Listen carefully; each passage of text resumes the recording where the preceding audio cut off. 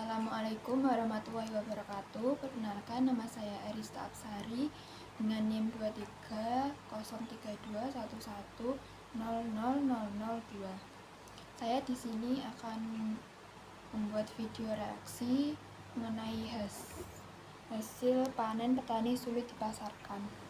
Ya, saudara, petani di Kabupaten Tegal selama ini kesulitan dalam memasarkan hasil bumi yang telah dibudidayakannya. Sejumlah hasil pertanian yang dihasilkan dirasakan sulit menembus pasaran nasional maupun internasional. Sebagai daerah agraris, Kabupaten Tegal merupakan daerah yang memproduksi berbagai macam komoditas hasil pertanian.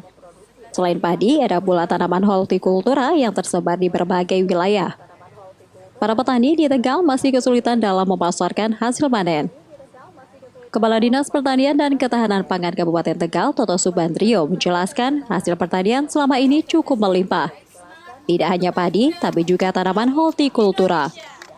Komoditas hortikultura yang ada di Tegal antara lain bawang putih, aneka sayuran dan buah-buahan, diantaranya semangka. Tapi dengan teknologi kita kerjasama dengan IPB, sebenarnya kita bisa memperoleh hasil bawang putih yang tidak kalah dengan bawang impor.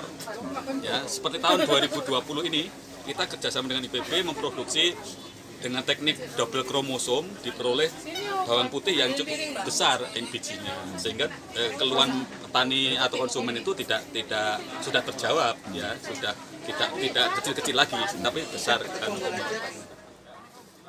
Sementara Ketua Bidang Kerjasama Luar Negeri DPP HKTI Dewi Aryani menjelaskan, problem pemasaran bisa jadi akibat petani belum memahami teknologi dalam bertani, sehingga menghasilkan panen yang tidak maksimal. Langkah yang perlu ditempuh antara lain dengan membuat klaster-klaster tanaman sesuai dengan kondisi tanah. Di daerah tengah kita bisa taruh tanaman tuh buah-buahan. Ya, di Pantura selain bawang merah, buah-buahan yang memang memerlukan udara lebih panas seperti mangga, semangka dan lain sebagainya itu ada. Hanya saja di Kabupaten Tegal ini belum ada klasterisasi pertanian sesuai dengan kondisi geografis dan suhu udaranya. Nah, ini yang saya minta kepada Pemkab melalui Dinas Pertanian untuk mencoba memetakan. Kenapa? Supaya produktivitasnya makin baik, makin tinggi, dan ada kekhususan atau klaster yang tadi saya sampaikan. Sehingga Kabupaten Tegal ke depan nanti punya unggulan. Terkait soal pemasaran, HKTI ini telah membuat jaringan pemasaran untuk menyerap hasil panen petani. Tidak hanya di Indonesia, HKTI juga tengah mengupayakan pasaran hasil bumi ke luar negeri. Yuli Herdianto, Kompas TV, Tegal.